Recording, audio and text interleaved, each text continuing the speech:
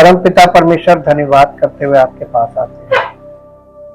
हम सबके हृदय धन्यवाद से भरे हुए हैं, क्योंकि प्रभु आपका प्रेम और अनुग्रह हमारे जीवन में प्रवेश कर रहा है, हमारे हृदय में प्रवेश कर रहा है, और पवित्र आत्मा की उपस्थिति और पवित्र आत्मा की सहभागिता हमें प्राप्त हो रही है। और पवित्र आत्मा के द्वारा आपके पवित्र वचन हमारे हृदय में, हृदय रूपी भूमि में बोए जा रहे हैं, ताकि प्रभु हमारा जीवन आपकी महिमा के योग्य बने और आपकी महिमा का कारण हो, और सारी महिमा आपको मिले। हर एक विश्वासी को प्रभु, जो अभी विश्वास में बालक है, इमेच्योर है, आपके वचन को पूरी तरीके से नहीं समझते हैं, उन सबको प्रभु आपके सामने रखते हैं और एक विनती करते हैं कि आपका अनुग्रह और परमेश्वर पिता का प्रेम हर एक विश्वासी के जीवन में सिद्ध होने पाए, और हर एक विश्वासी आपकी महिमा के लिए सिद्ध होकर आपकी महिमा का कारण बने। सारी महिमा आपको मिले। प्रार्थना को परमेश्वर के इकलौते पुत्र प्रभु यीशु मसीह के नाम से मांगते हैं, आमीन। Praise the Lord. जय मसीह की। परमेश्वर महान है और अद्भुत कार्य करता है। ये अब धीरे धीरे पता चल रहा होगा कि परमेश्वर ने कैसा कार्य किया है। एक विश्वासी गीत गाने में उसको कोई प्रॉब्लम नहीं है, भेंट देने में कोई प्रॉब्लम नहीं है, कलीसिया में आने में भी प्रॉब्लम नहीं है। प्रॉब्लम कहां पे आती मालूम है? वचन। वचन से शारीरिक मन जो है वो वचन से दूर भागता है, और शारीरिक मन के व्यक्ति परमेश्वर के वचन को मजबूरी में सुन तो लेंगे, लेकिन उनके हृदय में वो वचन काम नहीं करता, क्योंकि जैसे ही वचन की सेवा बंद होती है, वैसे ही वो अपनी शारीरिक प्रतिक्रियाओं में तुरंत रिफ्लेक्ट करता है, शरीर काम करता रहता है। और अगर आप परमेश्वर के वचन के अनुसार देखें, वचन के अनुसार चलें, तो परमेश्वर के वचन में जो लिखा है ना, तुरंत चंगाई होना, तुरंत परमेश्वर की सामर्थ का प्रकट होना, ये होने लगेगा। तुरंत काम होने लगेगा।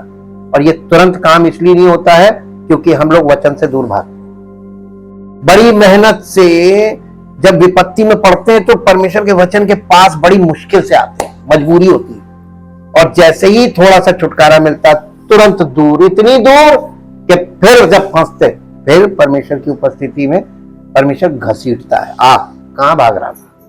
हमने आपको पहले भी बताया है, जिसको उसने पकड़ा, जो उसकी इच्छा के अनुसार बुलाए हुए हैं, भागने की कोशिश करेंगे लेकिन भाग नहीं पाएंगे, और जो उसकी इच्छा के अनुसार बुलाए हुए नहीं है, वो घुसने की कोशिश करेंगे लेकिन घुस नहीं पाएंगे, भगा देगा। ये यीशु मसीह के नए नियम में हमने बताया था ना, एक व्यक्ति कहने लगा, हे प्रभु मुझे आज्ञा दे कि मैं तू जहां कहीं जाएगा मैं तेरे पीछे रोज रहना। उसको नहीं एक्सेप्ट किया। एक व्यक्ति जो अपने पिता को लेकर जा रहा था उसकी फ्यूनरल के लिए, उससे कहने लगा तू मेरे पीछे हो ले। प्रभु की एक अजीब बुलाहट है। अगर आपके जीवन में उसकी बुलाहट है, पहचानिए, आप अपनी बुलाहट को पहचानिए।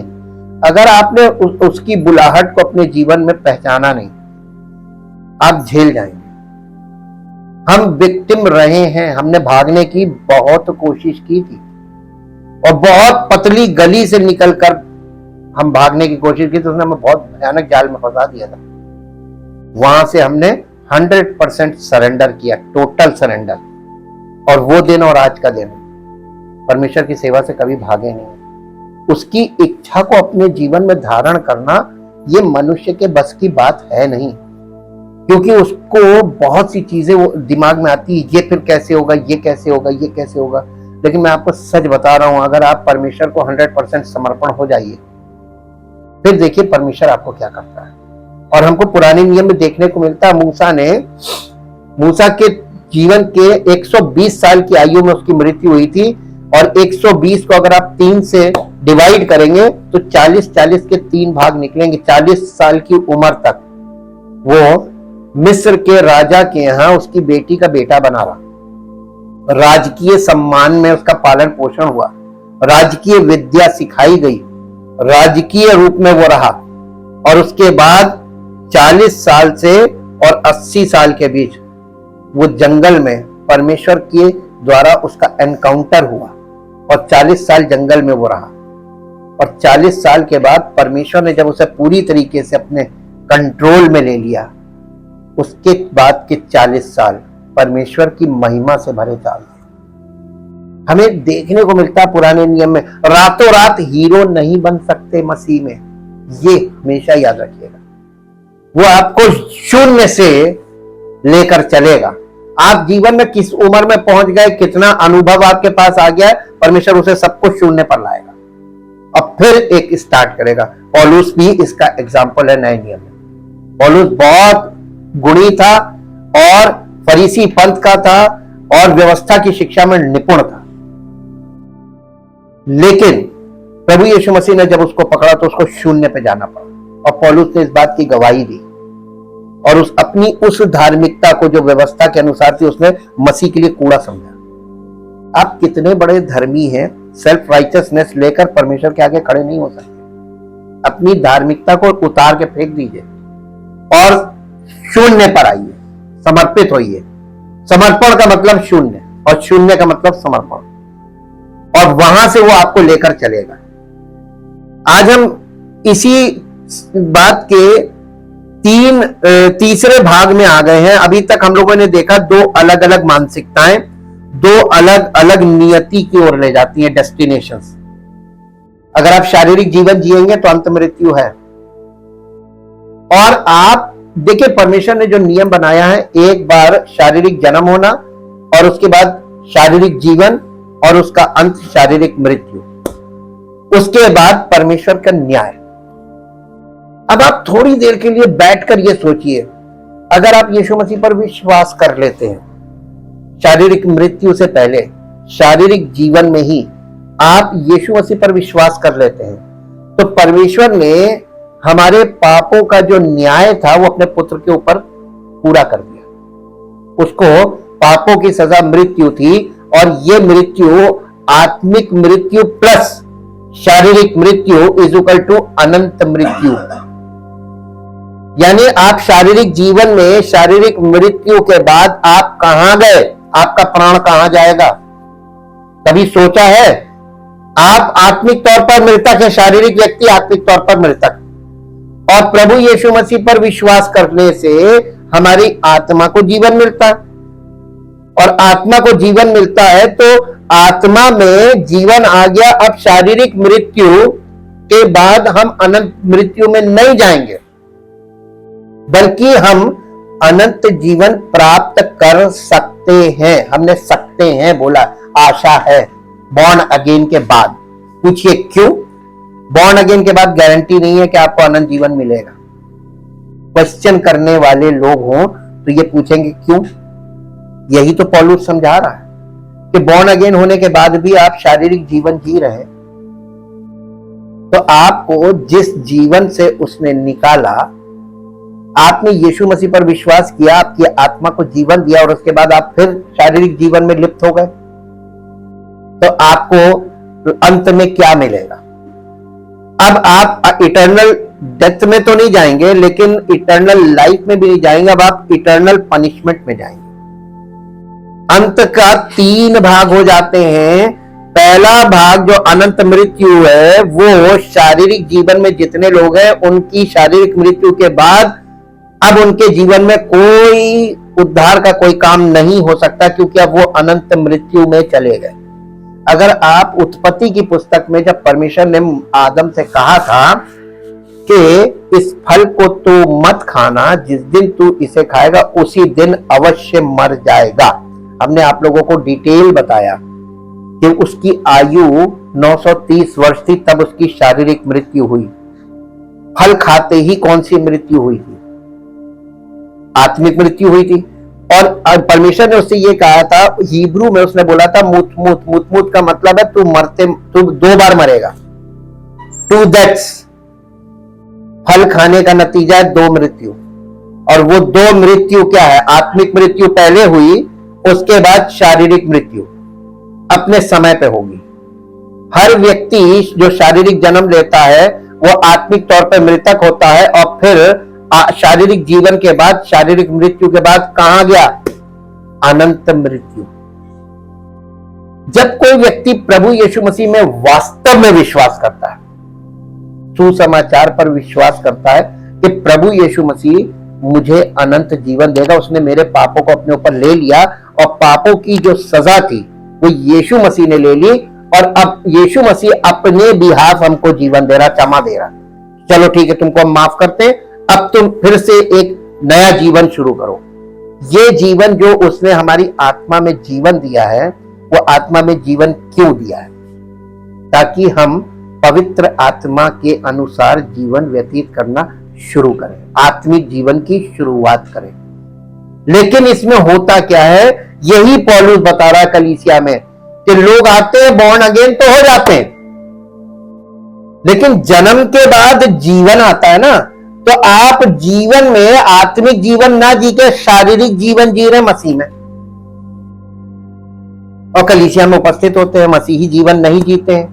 वचन को सुनते हैं लेकिन मसीही जीवन नहीं जीते हैं, पवित्र आत्मा की आज्ञा नहीं मानते हैं, वचन का आदर नहीं करते हैं। अब बताइए इन लोगों के लिए कौन सा दंड? अनंत दंड। अब ये अनंत मृत्यु में नहीं जा सकते क्योंकि आत्मा में जीवन आ गया है, और परमेश्वर जीवन देने के बाद मृत्यु नहीं देता। तो उसने क्या किया? उसने एक और सेक्शन बना दिया, या तो मसीह में आने के बाद तुम्हें अनंत दंड मिलेगा या अनंत जीवन मिलेगा। ये पौलुस यहां पर कलीसिया को स्पष्ट कर रहा है, और इसीलिए वो यहां पर जितनी बातें बोल रहा है ये कलीसिया के लोगों के लिए बोल रहा है। 2 प्रकार के स्वभाव कहां पाए जाते? कलीसिया में। 2 प्रकार के स्वभाव होंगे, 2 प्रकार की मानसिकताएं होंगी, तो 2 प्रकार के डेस्टिनेशन भी तो होंगे। एक अनंत दंड है और दूसरा अनंत जीवन है। अब आप किस दिशा में जा रहे हैं यह आपको खुद देखना है अपने जीवन में। इसमें कोई व्यक्ति किसी व्यक्ति का न्याय ना करे, खास तौर से बता रहे हैं। आप बाहरी रूप देखकर किसी का न्याय करेंगे, परमेश्वर आपका न्याय करेगा कि तुम बहुत दूसरों को ताड़ते हो, अपने आप नहीं देखते हो कि तुम क्या कर रहे हो। और जब आप किसी पर दोष लगाते हैं तो 3 उंगली किधर जा रही है, तो उस चीज में तिगुने आप पाए जाते हैं। इसलिए परमेश्वर बहुत नाराज होता है कि आपको किसी जो जैसा करेगा उसका रिजल्ट सामने आएगा। एग्जाम्पल आपके लिए होगा, आप एग्जाम्पल देखिए और डरिए कि इसने ये नहीं किया, इसका नतीजा इसको बहुत बुरा मिला, हम करेंगे तो हमें भी यही मिलेगा। तो परमेश्वर के वचन के साथ और परमेश्वर के रिश्तों में आकर खिलवाड़ ना करें। तीसरा भाग है 2 भिन्न स्वभाव, डिफरेंट नेचर्स, 2 डिफरेंट नेचर्स। एक ही व्यक्ति के अंदर 2 स्वभाव होते हैं, एक ही व्यक्ति के अंदर, और वो कलीसिया में होता है। ये पौलुस बता रहा है। रोमियो की पत्री 8 अध्याय उसका 7, 8, 9 3 पद पढ़ दीजिए। क्योंकि शरीर नहीं 7, 8, 9 हाँ, क्योंकि शरीर पर मन लगाना तो परमेश्वर से बैर का मतलब क्या होता है? दुश्मनी। अगर आप शारीरिक व्यक्ति हैं, शारीरिक बातों में बहुत ज्यादा आपका दिमाग चलता है, आप शारीरिक बातों से आप भरे रहते हैं, कहां क्या मिल रहा है, किसको कौन क्या दे रहा है, कौन क्या मिलेगा कि नहीं मिलेगा, ये फिजिकल चीज है। जो इन चीजों में माइंड भरा हुआ है आपके माइंड में यही चला करता है, तो परमेश्वर आपके साथ रिश्ते में आपके साथ मेल है, परमेश्वर के साथ आपका मेल है कि आपके साथ दुश्मनी है? अपने हृदय को सामने रखिए, अपने विचारधारा को, अपने स्वभाव को सामने रखकर वचन को पढ़िए और देखिए वचन क्या कह रहा है जी। क्योंकि कौन? जो शरीर पर मन लगाता है उसका हृदय या उसका स्वभाव ना तो परमेश्वर की व्यवस्था के अधीन है और ना हो सकता है, इम्पॉसिबल है। और जो शारीरिक दशा में है, जिनका माइंड जो है वो फिजिकल स्टेटस में है, वो परमेश्वर को प्रसन्न नहीं कर सकते, चाहे कितनी दुआ करते हो, चाहे कितने गीत गाते हो, चाहे कितने गीत सुनते हो, और चाहे कितना प्रचार सुनते हो। हर चीज हम आपको कंक्लूड कर देंगे। ये पौलुस ऐसे नहीं बोल रहा, ये पत्थर की लकीरें खींच दी पौलुस ने जी। हाँ 9 पद। परंतु जबकि परमेश्वर का आत्मा तुम में बसता है तो तुम शारीरिक दशा में नहीं, बॉर्न अगेन होने के बाद आपके अंदर शारीरिक स्वभाव भी है और आत्मिक स्वभाव भी आ गया है। अब जो पहले से आपको शारीरिक जन्म से जो स्वभाव मिला था वो आपकी उम्र के हिसाब से अब परिपक्व हो गया, वो आप उसके आदी हो गए, और अभी आप बॉर्न अगेन हुए हैं। तो अभी जो आत्मिक स्वभाव है आपके अंदर, जो परमेश्वर की ओर से आपकी आत्मा में डाला गया है, वो अभी बॉर्न है, यानी न्यू बॉर्न बेबी की तरह। अब आप ये बताइए कि आप अपने जीवन में, अपने घर में एक छोटे बच्चे को ले लीजिए। छोटा बच्चा जो चाहे वो करेगा, या आप उसको जैसा चाहेंगे वैसा करने को बोलेंगे वो करेगा। छोटा बच्चा तो आपके वश में रहेगा ना, वश में रहेगा कि नहीं रहेगा? पार्टिसिपेट कीजिए, यस या नो। छोटा बच्चा आपके वश में नहीं रहेगा, यस। बच्चा अपने मन की कर ही नहीं सकता। अब ये बताइए कि आप बॉर्न अगेन तो हो गए, आपकी आत्मा भी एकदम बचपन बच्चा है, उसमें कोई ना तो अनुभव है, ना कोई जानकारी है, ना कुछ है, उसको बल कहां से मिलेगा? कौन बल देगा उसको? कौन उसका पालन पोषण करेगा? उस आत्मा का भोजन मिलना चाहिए, आत्मा का जल मिलना चाहिए, आत्मा का जीवन तभी तो आएगा। आत्मा में अगर पोषण नहीं होगा, भोजन नहीं मिलेगा, आत्मा को जल नहीं मिलेगा, तो उसका पोषण कैसे होगा? वो कैसे मजबूत होगी? कैसे वो शारीरिक स्वभाव के ऊपर काबू करेगी? कर पाएगी? आत्मा, अगर आपकी आत्मा इमेच्योर कंडीशन में रही और आपका शारीरिक स्वभाव प्रबल हो गया, तो वो आपकी आत्मा के ऊपर दबा देगा कि नहीं दबा देगा? यस या नो? समझ में नहीं आ रहा इसका मतलब? अगर हम जो बता रहे हैं, मेरे साथ एक पद निकाल लीजिए। पद निकालेंगे तो आपको समझ में आ जाएगा। गलातियों की पत्री अध्याय 4, गलातियों की पत्री अध्याय 4 और उसका पहला पद पढ़ दीजिए। गलातियों की पत्री अध्याय 4 का पहला पद। यहां पौलुस ने बहुत स्पष्ट तरीके से ये बात लिख दी। मैं ये कहता हूं कि वारिस, जब आप बॉर्न अगेन हो जाते तो आप परमेश्वर के राज्य के वारिस हो जाते हैं। वारिस पैदा हो गया, ठीक। अब वारिस घर में पैदा हुआ, कोई उस वारिस को उसी बचपने में उसको बर्बाद कर दे, या उसको भोजन ना मिले, जल ना मिले, तो वो तो मर गया, वारिस को मार दे। ये कौन कर सकता है वारिस को मारने का काम? जो उस वारिस की सब, यानी जो वारिसाना हक है उस पर कब्जा करना मांगेगा, वही करेगा ना ये काम, है ना। अब आप ये बताइए कि जब परमेश्वर के, प्रभु यीशु मसीह पर विश्वास करके आप आत्मिक जन्म हो जाता, तो आप परमेश्वर के परिवार में वारिस बन गए कि नहीं वारिस बन गए? और वारिस बनने के बाद खतरा ज्यादा है। किसका? जो वारिस बना है। जितनों ने उस पर विश्वास किया, उसने अर्थात यीशु मसीह ने उन्हें परमेश्वर की संतान होने का अधिकार दिया। जितनों ने विश्वास किया, तो जितनों ने विश्वास किया वो परमेश्वर की संतान होने का अधिकार प्राप्त किया, यानी वारिस हो गए। लेकिन वारिस, यहां पर पौलुस बहुत मैच्योर बात कर रहा है। वारिस जब तक,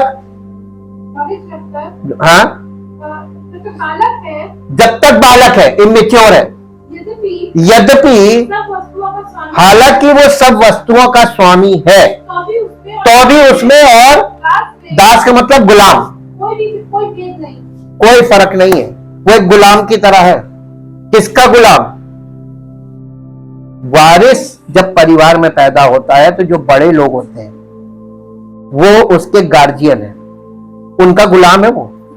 जैसा वो कहेंगे वही करेगा, क्योंकि वो नाबालिग है, इमेच्योर है जी। परंतु पिता के ठहराए हुए समय तक संरक्षकों और प्रबंधकों के वश में रहता है। संरक्षक कौन है? अब आप यहां पर हम आपको एक और पहलू खोल देते हैं जो पौलुस यहां पर दिखा रहा है, कलीसिया को बता रहा है। कलीसियाओं में जो सेवक गण होते हैं ये स्पिरिचुअल अभिभावक होते हैं, मालिक नहीं होते हैं।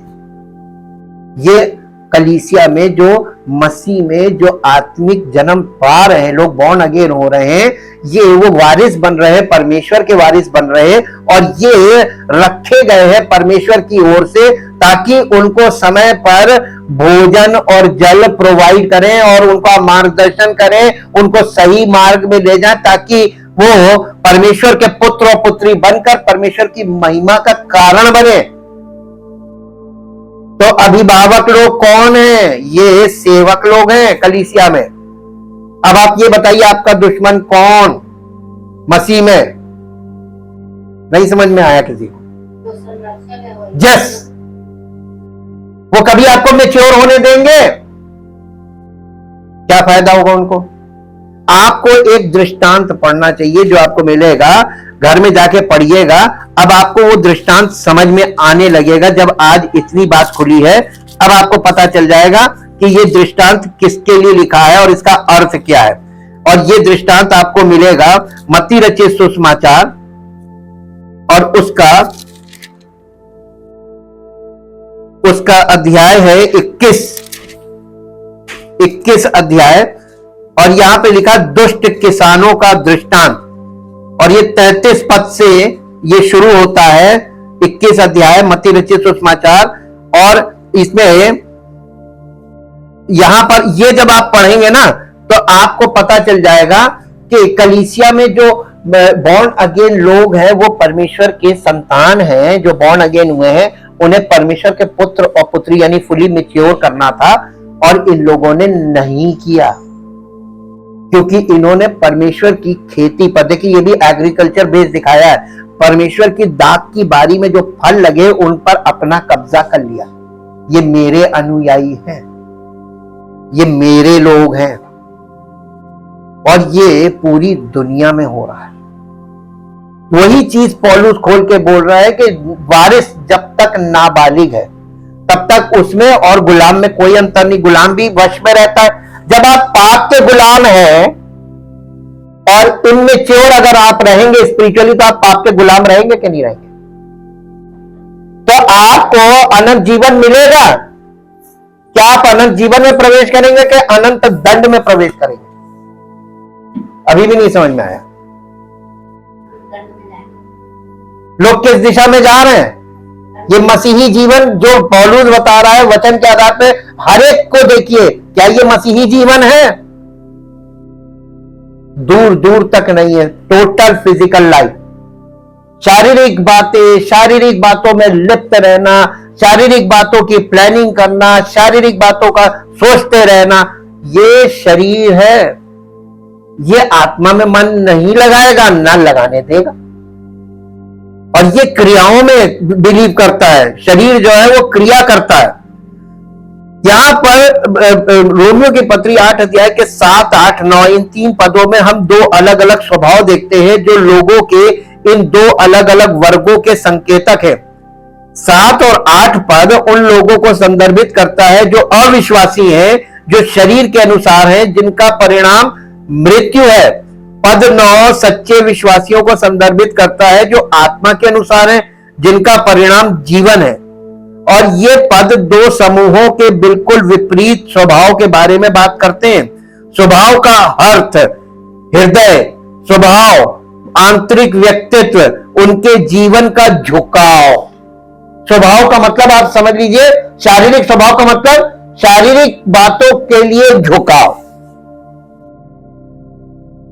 आप ये देखिए कि आपके जीवन में कोई व्यक्ति आपको शारीरिक तौर पर निमंत्रण दे, आप खुशी से जाते हैं, लेकिन आप परमेश्वर के निमंत्रण को आज तक ग्रहण नहीं कर पाए। क्या आप शारीरिक बातों को छोड़कर परमेश्वर की ओर बढ़ो? यह हृदय की स्थिति है। आपका मन नहीं लगेगा, क्योंकि परमेश्वर छोड़ने के लिए बोल रहा है आपको, और जो चीजें आपके स्वभाव से अब छूटना मुश्किल हो गई है। किधर जा रहे हैं? अनंत जीवन में कि अनंत दंड में? आईना दिखा रहा है। एक विश्वासी का स्वभाव। 7 और 8 पद विश्वासी के बारे में ध्यान देने योग्य 4 बातें हैं। सबसे पहले हम परमेश्वर के प्रति उनकी शत्रुता को देखते हैं। जो शारीरिक स्वभाव के हैं वे परमेश्वर के साथ उनका संबंध नहीं है, वो शत्रुता है। वो परमेश्वर यानी दोनों तीर घाट मील घाट है। परमेश्वर शारीरिक लोगों की तरफ देखता भी नहीं, बाकी सब छोड़ देंगे। और शारीरिक व्यक्ति परमेश्वर जो आत्मा उसकी तरफ भी नहीं देखता। आत्मा की बातों में वो सुन लेता है, लेकिन कहता है ठीक टाइम पास करना, टाइम पास कर लेंगे। और टाइम पास करते करते वो अपने जीवन में अनंत दंड की ओर बढ़ता है। हम परमेश्वर के प्रति उनकी शत्रुता को देखते हैं। पौलुस लिखता है, क्योंकि शरीर पर मन लगाना परमेश्वर से बैर रखना है। पुनः शरीर पर लगा हुआ मन का अर्थ वो मन है जो शरीर द्वारा नियंत्रित होता है, शरीर द्वारा नियंत्रित होता और शारीरिक चीजों पर लगा होता है। वो व्यक्ति परमेश्वर के प्रति शत्रुतापूर्ण है। शत्रुतापूर्ण का अर्थ है ईश्वर के प्रति घृणा, शत्रुता और कटु विरोध।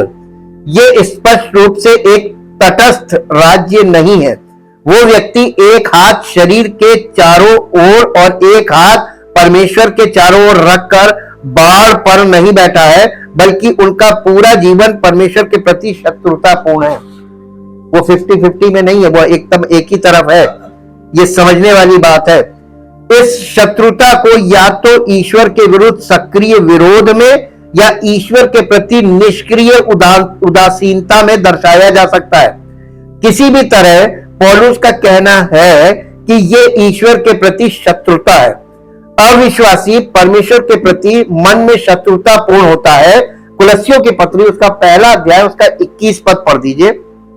कुलस्सियों की पत्री उसका पहला अध्याय उसका 21 पद, यहां इस प्रकार से लिखा हुआ है, तुम जो पहले निकाले हुए थे और बुरे कामों के कारण मन से बैरी थे, उसने अब उसकी शारीरिक देह में मृत्यु के द्वारा तुम्हारा भी मेल कर लिया, ताकि अपने सन्मुख पवित्र और निष्कलंक और निर्दोष बनाकर उपस्थित करें। परमेश्वर कलीसिया में विश्वासी को बनाता है। क्या बनाता? पवित्र बनाता है, निर्दोष बनाता है और निष्कलंक बनाता है। क्या आप पवित्र बन गए, निर्दोष बन गए, निष्कलंक बन गए? नहीं। आपने वचन को यहां से सुना, यहां से निकाल दिया।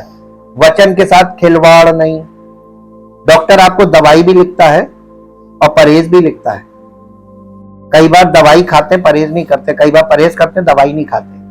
दोनों ही बातों में से कोई एक चीज छोड़ेंगे, इलाज बिगड़ जाएगा, केस बिगड़ जाएगा। फिर गलती किसकी? देख परमेश्वर ये मेरे साथ क्या हो रहा है। अब धर्मी बन गए, एक तो गलती के ऊपर से धर्मी बन गए। परमेश्वर कहता है जो बोल गए, तो ये जो दशा आई क्यों आई? खुद के कारण। तुम उदासीन हो गए। उदासीन का मतलब परमेश्वर के वचन से बिल्कुल हट जाना, मन ही नहीं करता। अरे कुछ लोग कहेंगे मेरे पास टाइम नहीं, कुछ बहाने 100। बाकी फोन में सारी चीजें देखने के लिए कोई रुकावट नहीं। रुकावट बस ये कि हम वचन नहीं सुन पाते।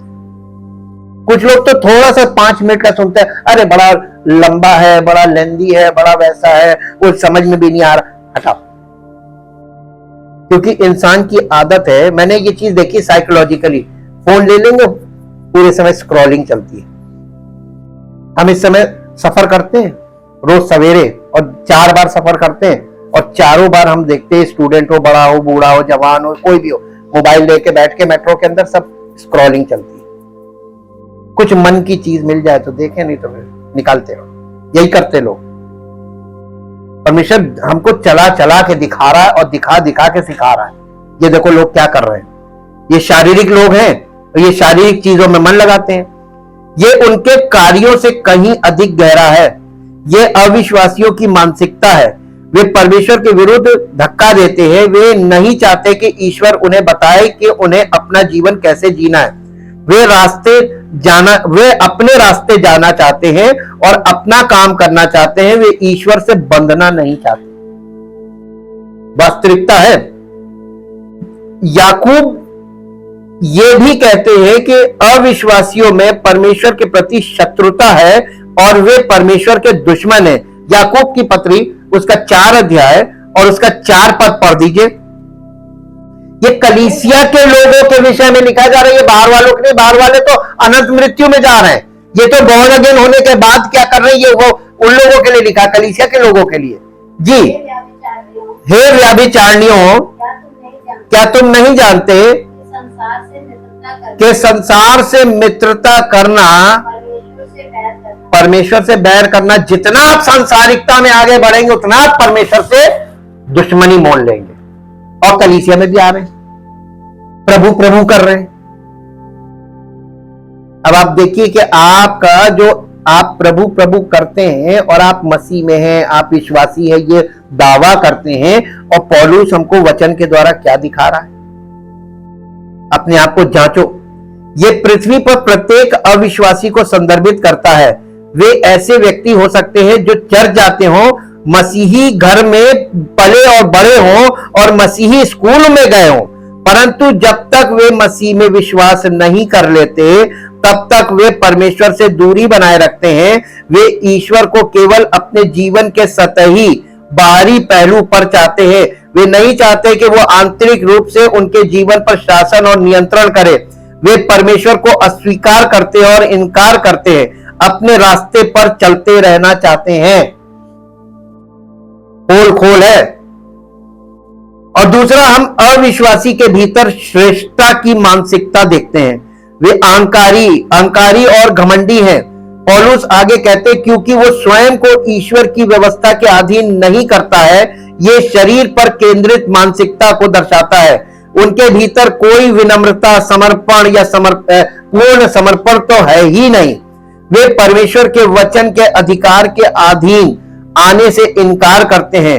उनमें कुछ बाहरी नैतिकता हो सकती है, लेकिन अपने दिल में वे परमेश्वर के वचन के अधिकार के तहत आने से इनकार करते हैं। उनकी मानसिकता में यह श्रेष्ठता है कि वे परमेश्वर के वचन के अधीन होने के बजाय उससे ऊपर है। उनके पास एक आलोचक की श्रेष्ठ मानसिकता है, जो चुनता है कि वे किन हिस्सों को अपने जीवन में लागू करेंगे। वे परमेश्वर जहां वे चुन सके कि किन हिस्सों का पालन करना है और किन हिस्सों को अनदेखा करना है। वे अपना जीवन अपने मानकों के अनुसार चलाने के लिए दृढ़ हैं और परमेश्वर के वचन के अधिकार के अधीन नहीं होंगे। लोग मालूम है परमेश्वर के वचनों में वर्सेस देखते हैं और तभी देखिए हर कलीसिया में व्हाट वी बिलीव, हम ये विश्वास करते, छांट छांट के आयतें निकाल के रखी, हम ये विश्वास करते, ये नहीं करते। इसका मतलब लोग अपनी शर्तों पर परमेश्वर को ये बताना मांगते, देखो प्रभु ये हम करेंगे, ये नहीं करेंगे। क्या ऐसे जीवन चलेगा? शर्तों पे क्या रिश्ते आगे बढ़ते हैं? नहीं बढ़ते हैं। हाँ, इसीलिए उसने कंडीशनल आशीषें रखी हैं कि करोगे तो मिलेगा, नहीं करोगे नहीं मिलेगा, जाओ बैठे रहो। और इसीलिए हम लगातार शुरुआत से बोल रहे हैं मिलेगा कुछ नहीं, बहुत लास्ट में तुमको इतना बड़ा धोखा मिल जाएगा।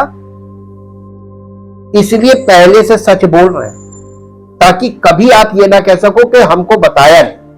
हम तो लगातार बता रहे हैं और सच बोल रहे हैं, वचन सामने खोल कर बोल रहे हैं।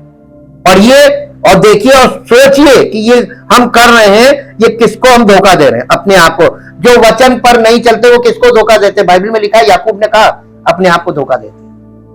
वचन को सुनने वाले किसको धोखा दे रहे हैं? अपने आप को, क्योंकि वो सुनते मानते नहीं, अपने आप को धोखा दे रहे हैं। भजनकार यानी भजन संहिता में एक पद निकालिए जो आपको मिलेगा, भजन संहिता उसका अध्याय 2, उसका 1, 2 और 3 पद पढ़ दीजिए। भजन संहिता अध्याय। जाति जाति के लोग क्यों हुल्लड़ मचाते हैं, और देश देश के लोग व्यर्थ बातें क्यों सोचते हैं? यहोवा और उसके अभिषिक्त के विरुद्ध पृथ्वी के राजा मिलकर और हाकिम आपस में सम्मति करके कहते हैं, आओ हम उनके बंधन तोड़ डालें। ये किसके लिए बोल रहे हैं? ये यीशु मसीह अभिषिक्त जी। और उनकी रस्सियों को अपने ऊपर से उतार फेंके। यानी कोई व्यक्ति प्रभु यीशु मसीह का अधिकार अपने जीवन में ग्रहण नहीं करना मांगता। प्रभु आशीष देना हो तो दो, हम मांगने आए हैं, पाने आए हैं। हम यहां पे आपके साथ बंधने नहीं आए। बंधने का मतलब तो रिश्ता हो गया ना। और आज देख लीजिए, विवाह संबंध खत्म हो गए, रिश्ते खत्म हो गए, लिविंग चल रहा। लोग क्या चाहते हैं आजकल के? तुम अपने रास्ते, हम अपने रास्ते, मतलब से मिलेंगे और मतलब खत्म, एक दूसरे, तुम अपने रास्ते, हम अपने रास्ते। कितना स्वार्थी हो गया इंसान। और आज देख लीजिए रिश्तों की क्या दशा है। स्वार्थ के रिश्तों में यही होता है, स्वार्थी रिश्ते। ये ईश्वर के विरुद्ध विद्रोह और अराजकता की विश्वव्यापी साजिश है। ये हर पीढ़ी में सच है। ये पूर्ण भ्रष्टता का सिद्धांत है। अविश्वासी दुनिया परमेश्वर के वचन की नैतिक बाधाओं से बंधने से इनकार करती है। वे परिवार, लिंग, विवाह, नैतिकता और परमेश्वर के पास आने की शर्तों को फिर से परिभाषित करना चाहते हैं। वे ईश्वर द्वारा दिए गए सभी नैतिक प्रतिबंधों को उतार फेंकना चाहते हैं। और इसीलिए रोमियो 8 अध्याय के 7 पद में वही चित्र दिखाता है। वे स्वयं को परमेश्वर के व्यवस्था के अधीन नहीं करेंगे क्योंकि पाप उनके जीवन पर शासन कर रहा है। तीसरा, हम पुनर्जीवित ना हुए, हम यानी बॉर्न अगेन नहीं हुए वाली दशा में हैं। और इसीलिए हमारा फ्लैश है, हमारा जो फ्लैश है वो नैतिक अक्षमता में से भरा हुआ है। हम उसको नैतिक अक्षमता में देखते हैं कि वो नैतिक रूप से अक्षम है, सक्षम नहीं है। ये परमेश्वर के वचन के प्रति समर्पित होने में असमर्थ है। पौलुस आगे कहते हैं, क्योंकि ये शरीर पर केंद्रित मानसिकता का जिक्र करते हुए ऐसा करने में भी सक्षम नहीं है। प्रत्येक विश्वासी के स्वभाव में एक जिद्दी प्रतिरोध होता है जिसका जन्म ऊपर से परमेश्वर की आत्मा द्वारा नहीं हुआ है, यानी बॉर्न अगेन नहीं हुआ है, जो ध्यान दे कि वे ऐसा करने में भी सक्षम नहीं है। उन्हें ईश्वर की आवश्यकता है कि वो नाटकीय रूप से उन पर कब्जा करे और हस्तक्षेप करे, उनके जीवन में बाधा डाले और उन्हें अपने राज्य में प्रत्यारोपित करे। जब तक ईश्वर मुक्ति नहीं देते, वे ईश्वर के विधान का पालन करने में असमर्थ होते हैं। और चौथा, हम देखते हैं कि अविश्वासी के लिए ईश्वर को प्रसन्न करना असंभव है। पौलुस आगे कहते हैं, और जो शरीर में हैं वे परमेश्वर को प्रसन्न नहीं कर सकते। जैसा कि पद 8 में बोला कि शरीर में होना, शरीर के अनुसार होना और शरीर की चीजों पर अपना मन लगाना के समान है। ये आपकी जीवन शैली का क्षेत्र है और ये परमेश्वर को प्रसन्न नहीं कर सकता। इसका स्पष्ट अर्थ ये है कि इस व्यक्ति के शरीर में परमेश्वर को प्रसन्न करने की कोई क्षमता नहीं है। ईश्वर को प्रसन्न करने के लिए सबसे पहला कदम उसके पुत्र प्रभु यीशु मसीह पर विश्वास करना। हमें बताया गया है कि विश्वास के बिना परमेश्वर को प्रसन्न करना अनहोना है। इब्रानियों की पत्री 11 अध्याय उसका 6 पद यही कहता है। पौलुस जानबूझकर इन दोनों वर्गों को विपरीत चरम सीमाओं पर ले जा रहा है ताकि हम समझ सके कि वे छू भी नहीं रहे एक दूसरे को। एक खाई है जो विश्वासी को अविश्वासी से अलग कर रही है। एक खाई है और दोनों प्रकार के लोग कलीसिया में होते हैं, लेकिन उन दो प्रकार के लोगों के बीच एक खाई है। अब आपको एक चीज याद दिलाते हैं, जब उसने एक दृष्टांत बताया था ना अमीर आदमी और निर्धन लाजर वाली कहानी में, और जब उसको बताया था कि वो अब्राहम की गोद में गया और उसका तो फ्यूनरल तक नहीं हुआ था निर्धन आदमी का, और अमीर आदमी का बढ़िया फ्यूनरल हुआ था। और जब दोनों ने आंखें खोली तो एक परमेश्वर की उपस्थिति में था स्वर्गलोक में और एक नरक में था, और बीच में क्या वहां पे बताया गया, एक ऐसी बड़ी खाई कि वो इधर से इधर जाना चाहे नहीं जा सकता, वो इधर से, क्योंकि उसने विनती की अब्राहम से, वहां अब्राहम गॉड द फादर को दिखा रहा है, परमेश्वर पिता को दिखा रहा है, कहने लगा कि इसको लाजर को भेज दे कि ये आकर अपनी उंगली पानी में डुबोकर मेरे जबान पे रख दे, मैं यहां तड़प रहा हूं। तो उसने कहा ये संभव नहीं है क्योंकि बीच में खाई है, ना उधर से कोई इधर आ सकता ना इधर से कोई उधर जा सकता। आपको वो खाई पौलुस दिखा रहा है, ये खाई स्वभाव की खाई है, ये आपकी जीवन शैली की खाई है। इस खाई को आप चाहे तो सिर्फ अपना मन परमेश्वर को समर्पित करके और संपूर्ण मन से परमेश्वर के वचन पर केंद्रित होकर आप इस खाई को अभी पाट सकते हैं। फिजिकल डेथ के बाद तो ये भी खत्म, जो आशा है ये खत्म। तो देखिए हम लोग को ये पौलुस ये दिखा रहा है कि उद्धार और अनंत जीवन एक आशा है हमारे, और जब तक हमें प्राप्त नहीं हो जाएगी तब तक आशा है। हम अगर आशा से इस काम में लगे रहेंगे और विश्वास से पवित्र आत्मा की अगुवाई में चलते रहेंगे तभी ये प्राप्त होगा, ये ऐसे नहीं प्राप्त होगा। और ये एक ऐसा एक सिद्धि है, ऐसी एक तपस्या है जिसमें आप अपने दिनचर्या के साथ साथ इस सब तपस्या को कर सकते हैं, अपने सब जिम्मेदारियों को निभाते हुए इस तपस्या को कर सकते हैं, पारिवारिक जीवन में रहते हुए इस तपस्या को कर सकते हैं। आपको जंगल में जाकर बैठने की तपस्या करने की जरूरत नहीं है। ये वो तपस्या पौलुस दिखा रहा है जो मसीह में है। ये जिम्मेदारियों को पूरा करके आप इस तपस्या में भागीदार हो सकते हैं। ये बहुत सरल भी है। कोई भी विश्वासी शरीर में नहीं रहता, हम अभी भी देह को बरकरार रखते हैं और शारीरिक चुनाव करते हैं, लेकिन हमारे जीवन का पैटर्न देह में नहीं है, हम आत्मा में रहते हैं। ये एक बिल्कुल अलग साम्राज्य है, बाहर से कोई दूरी नहीं है, इन दोनों के मध्य में कोई तीसरी श्रेणी नहीं है। आप या तो शरीर में हैं या आत्मा में। ये पौलुस ने एकदम स्पष्ट कर दिया। आत्मा में होने का मतलब है कि आप मसीह में हैं, आपको आत्मा द्वारा वहां रखा गया है। जब आप आत्मा में होते हैं तो पवित्र आत्मा आपके भीतर रहता है। विश्वासी का शरीर पवित्र आत्मा का शाही निवास है। हमारा शरीर पवित्र आत्मा के लिए एक मंदिर बनता है। पहला कुरिन्थियों 6 अध्याय का 19 पद। जब तक आपकी देह पवित्र आत्मा का मंदिर नहीं बन जाती तब तक आप क्या अनंत जीवन के वारिस हैं? नहीं। पवित्र आत्मा अपना निवास नहीं कर रहा है तब तक आप शारीरिक दशा में हैं, और शारीरिक दशा में यह खतरनाक बात है। यह खतरनाक बात है। तो पहला कुरिन्थियों 6 अध्याय 19 पद पढ़ दीजिए। क्या तुम नहीं जानते कि तुम्हारी देह पवित्र आत्मा का मंदिर है जो तुम में बसा हुआ है और तुम्हें परमेश्वर की ओर से मिला है, और तुम अपने नहीं हो क्योंकि दाम देकर। अब आपको बताइए दाम किसने दिया है? और आप उसके गुलाम होने के बाद पाप की गुलामी में जीवन बिता रहे हैं। और ऋणी उसके हैं, उसने कर्जा चुका दिया और आप अभी भी पाप की गुलामी में फंसे हुए। दशा देखिए, आपको वो दशा दिखा रहा हमारी, ये हमारे स्वभाव की दशा है। और ये परमेश्वर का मंदिर बनना बहुत जरूरी है। पौलुस कहते हैं कि पवित्र आत्मा हर सच्चे विश्वासी में निवास करता है, और इसलिए हम आत्मा में सच्चे विश्वासी की बात की जा रही है। इसमें हम लोग अपने आप को फौरन कनेक्ट करते हैं।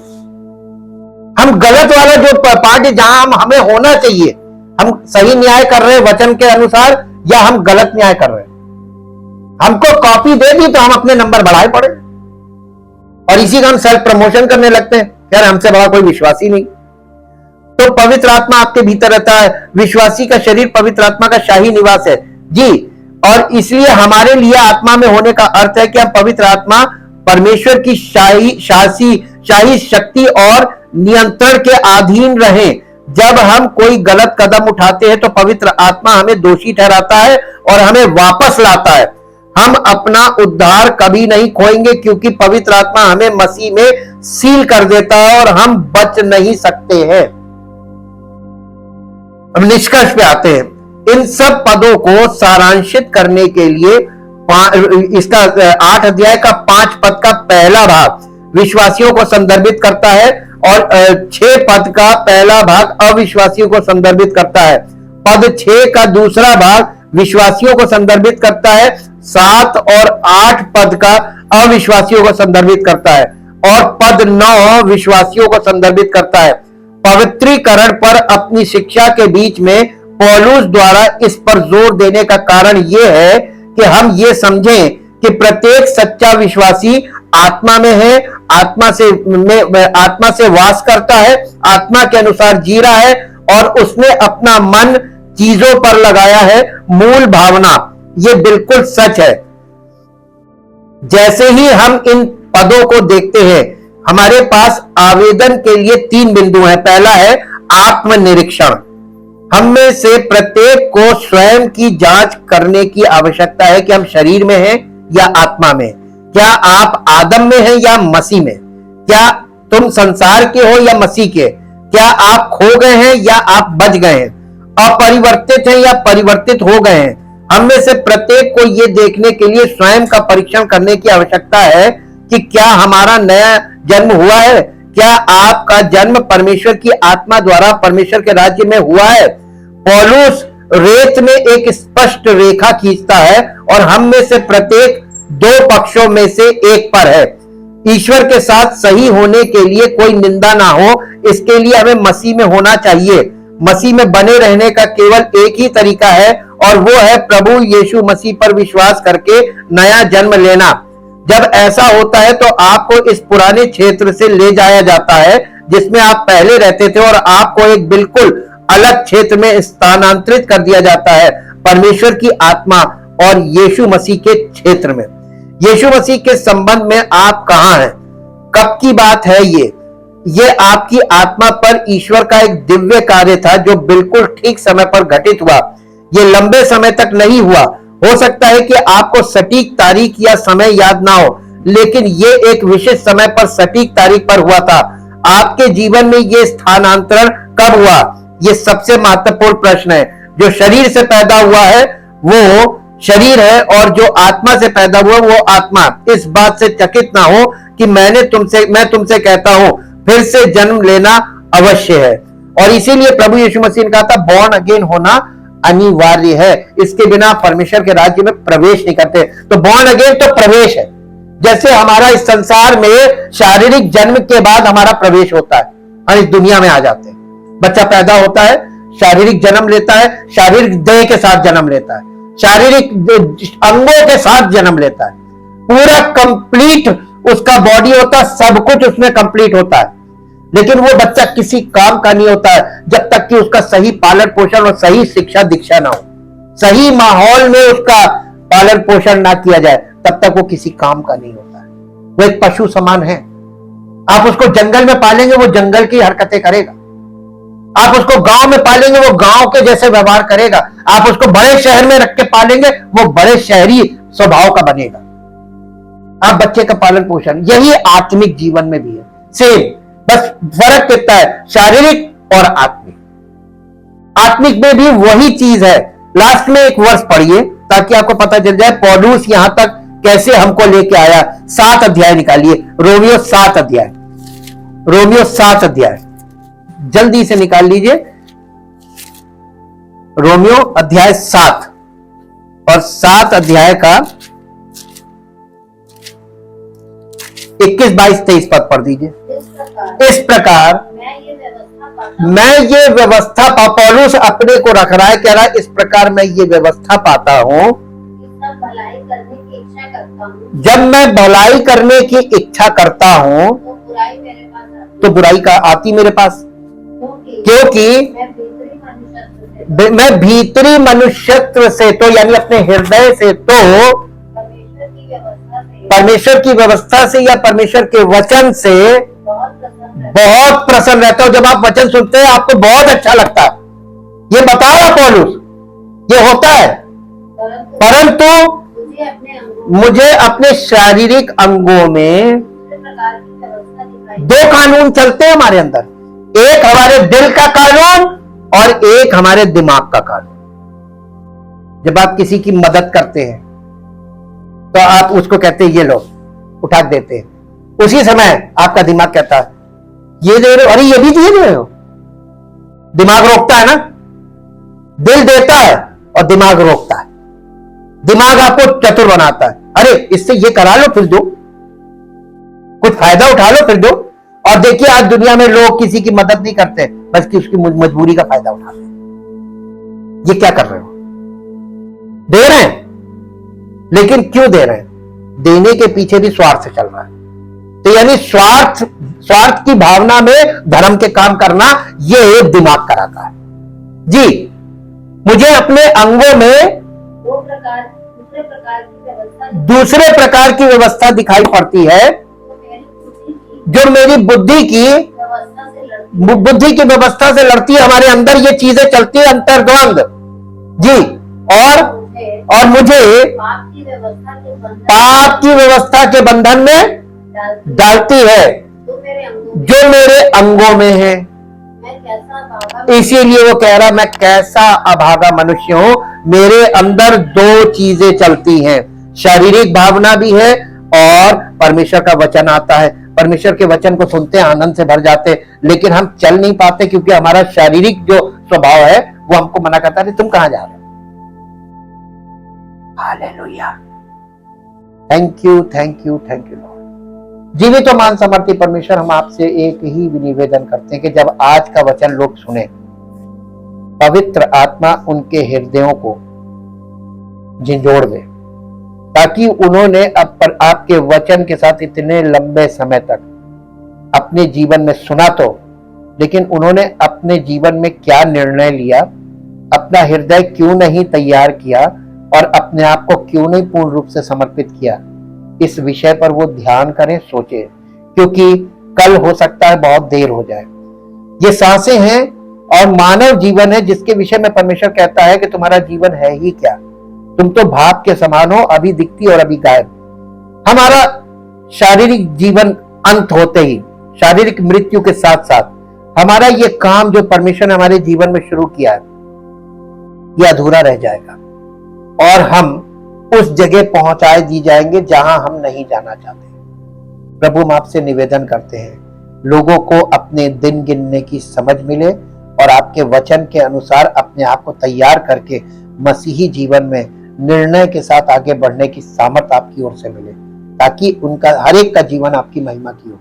सारी महिमा आपको मिले, प्रभु यीशु मसीह के नाम से। आमीन। Praise the Lord.